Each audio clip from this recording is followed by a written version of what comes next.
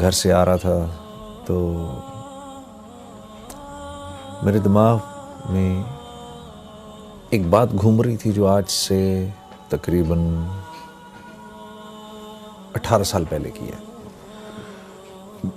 اور مجھے یاد ہے کہ میں پہلی دفعہ اللہ کے راستے میں نکلا. لمبے لمبے میرے بال تھے, جینز ٹی شرٹ میں نے پہنی ہوئی تھی.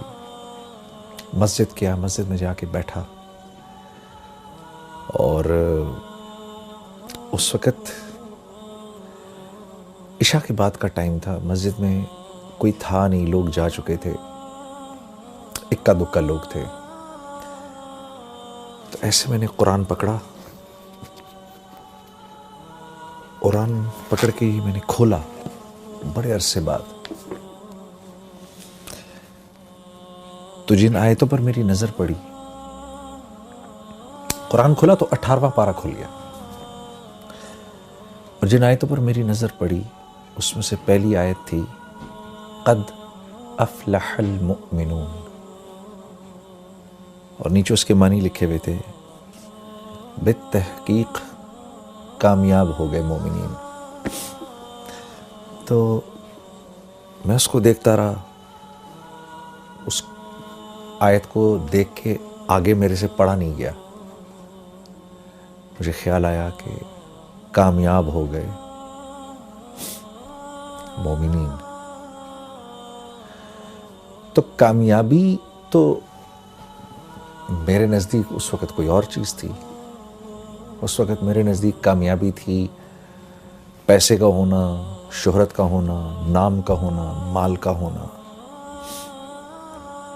لوگوں میں جانا, پہچانا جانا. یہ میرے نزدیک کامیابی تھی.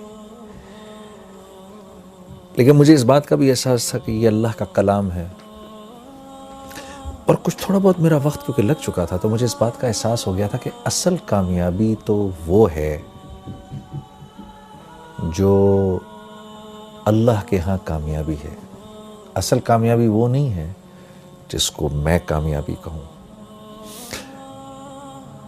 یہ بات بھی ذرا سمجھنے کی ہے. اللہ جس کو کہے وہ کامیاب ہے, اس کی کیا وجہ ہے؟ اس کی وجہ ایسے سمجھاتے ہیں علماء کرام. یہ اتنی کائنات ہے نا جو ہمیں آپ کو نظر آتی ہے, یہ ساری کی ساری اللہ نے انسان کے لیے بنائی ہے, اور انسان کو اللہ نے اپنے لیے بنایا ہے. اب اس کائنات میں جو چیز میری ضرورت کی ہے وہ میرے لیے جتنی ضروری ہے نا اس کی اتنی ہی اونچی قیمت ہے. اگر گاڑی انسان کی ضروریات کو پورا کرتی ہے تو اس گاڑی کی قیمت ہے, اور وہ قیمت کس نے لگائی ہے؟ انسانوں نے. کیوں؟ کیونکہ گاڑی انسان کی ضروریات کو پورا کرنے کے لیے ہے.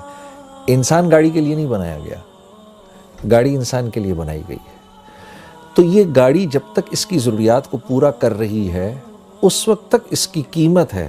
جس دن یہ انسان کی ضروریات کو پورا کرنا بند کر دے گی اور اس کی جگہ کوئی اور چیز اس سے بہتر ضرورت پورا کرے گی تو یہ سڑک پہ چلنے والی تمام گاڑیاں لوہے کے بھاؤ بکیں گی, یہ اپنی قیمت چھوڑ دیں گی. کیوں؟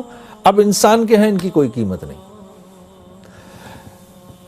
تو یہ جتنی کائنات ہے اس کی ہر چیز کو اللہ نے انسان کے لیے بنایا ہے. پھل, سبزیاں, یہ بہتے جھرنے, یہ دریا, یہ ہوائیں, یہ بدلتے موسم, یہ سب انسان کے لیے ہیں, اس کو سکھ پہنچانے کے لیے ہیں.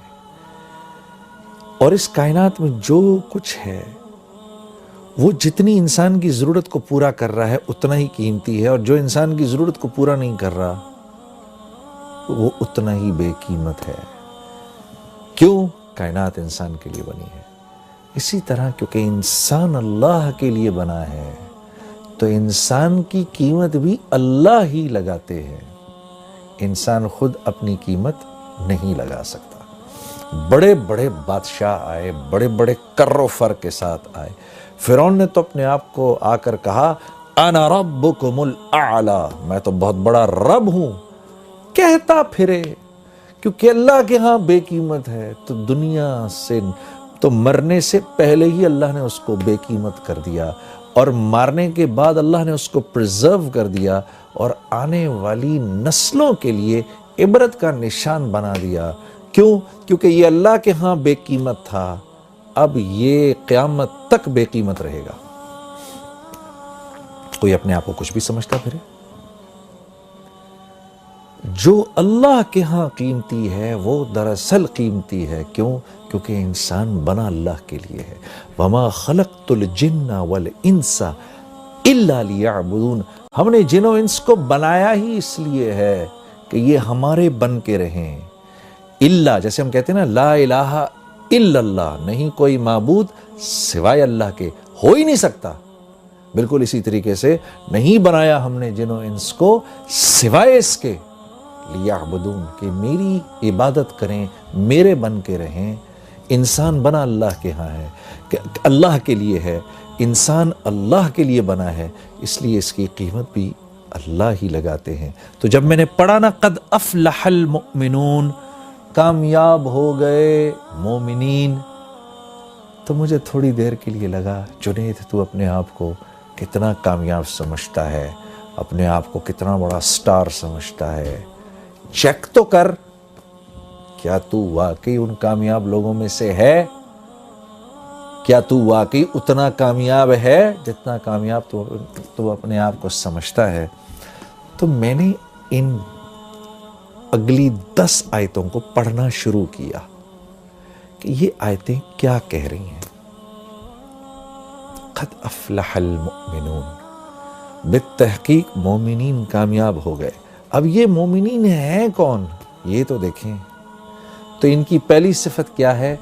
الذین هم فی صلاتهم خاشعون، جب نماز میں کھڑے ہوتے ہیں، اللہ اکبر، جب نماز میں کھڑے ہوتے ہیں تو ساری کائنات کو بھول جاتے ہیں۔ جب کہتے ہیں نا اللہ اکبر، علماء کرام فرماتے ہیں جب ہم یوں کرتے ہیں نا اللہ اکبر، تو ہم دراصل پوری ہمارے کرنے کا مطلب یہ ہوتا ہے اللہ کا جتنا ما سوا ہے اب چلا جائے پیچھے، ہمارا اس سے فی الحال کوئی واسطہ نہیں، کیونکہ ہم بادشاہوں کے بادشاہ، ہم اپنے خالق، اپنے مالک، اپنے اس رب کے سامنے کھڑے ہونے لگے ہیں جو وحدہ لا شریک ہے، جو واحد ہی نہیں ہے، وہ احد ہے۔ واحد ایک کو کہتے ہیں، احد اس کو کہتے ہیں جو ایک بھی ہو اور جس جیسا دوسرا ہو ہی نہیں سکتا۔ اس لیے اللہ رب العزت نے ہمارے نبی صلی اللہ علیہ وسلم سے فرمایا، میرے نبی یہ آپ سے پوچھتے ہیں آپ کا رب کیا ہے، کون ہے؟ آپ فرمائیے قل هو اللہ احد۔ تمہارے اتنے دماغ ہیں ہی نہیں کہ تمہیں اللہ رب العزت شرح صدر ہوں کہ اللہ ہیں کیسے؟ اللہ احد ہیں، اللہ جیسا دوسرا کوئی ہے ہی نہیں۔ تو جب ہم یوں کرتے ہیں نا اللہ اکبر، تو ہم اس احد ذات کے سامنے جا کر کھڑے ہو گئے ہیں جس جیسا کوئی دوسرا ہے ہی نہیں۔ کیوں؟ وہ اکیلا خالق ہے، اس جیسا کوئی خالق ہے ہی نہیں، ہو ہی نہیں سکتا اس کے، بلکہ اس جیسا کوئی خالق تو کیا کہنا، اس کے سوا کوئی تخلیق دے ہی نہیں سکتا۔ انسان ایجادات کرتا ہے۔ ایک صاحب نے مجھ سے کہا کہ بھائی دیکھیں نا، ایک کاغذ تو ہم نے بنایا، انسان نے بنایا، گاڑیاں ہم نے بنائی ہیں۔ میں نے کہا ایک منٹ، انسان جب کسی چیز کو تخلیق دیتا ہے نا تو اس میں 4 پروسیسز ہوتے ہیں۔ انسان کی تخلیق میں 4 پروسیسز ہیں، جن میں سے 1 2 3 اللہ کے ہیں، 1 انسان کا ہے۔ اللہ کے 3 پروسیسز کیا ہیں؟ جو چیز انسان نے تخلیق کی ہے اس کے انگریڈینٹس کا بنانے والا ایک اکیلا اللہ ہے۔ پہلی بات یہ۔ دوسری بات یہ، ان انگریڈینٹس کی جو کوالٹیز اور جو پراپرٹیز ہیں، ان میں پانی کا پیاس بجھانا، لوہے کا سخت ہونا، لکڑی کا ہونا،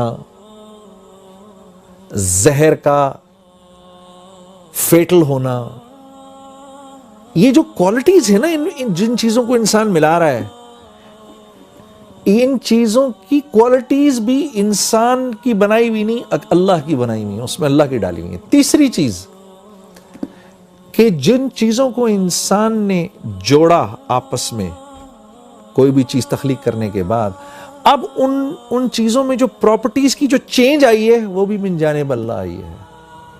چوتھی چیز انسان کی چیزوں کو ملانا، تو انسان تو چیزوں کو جوڑتا ہے، ایلوائز کو ملا دیتا ہے، ایک سرٹن والیوم، پریشر اور ٹیمپریچر سے انسان اللہ کے جو بنائے ہوئے ایلیمنٹس ہیں ان کو ہیٹ کرتا ہے، پھر وہ ایلیمنٹس ان ایلیمنٹس کو سرٹن پریشر، سرٹن والیوم پہ اور پھر ان کو آپس میں جوڑتا ہے۔ وہ تو آپس میں جڑتے ہیں، جڑنے کے بعد ان کی جو کوالٹیز چینج ہو جاتی ہیں، ان میں وہ پراپرٹیز کا چینج ہونا بھی اللہ کے ہاتھ میں ہے۔ تو انسان خالق نہیں ہے، اللہ کے آگے اللہ کے سوا کوئی چیز کوئی تخلیق کر نہیں سکتا۔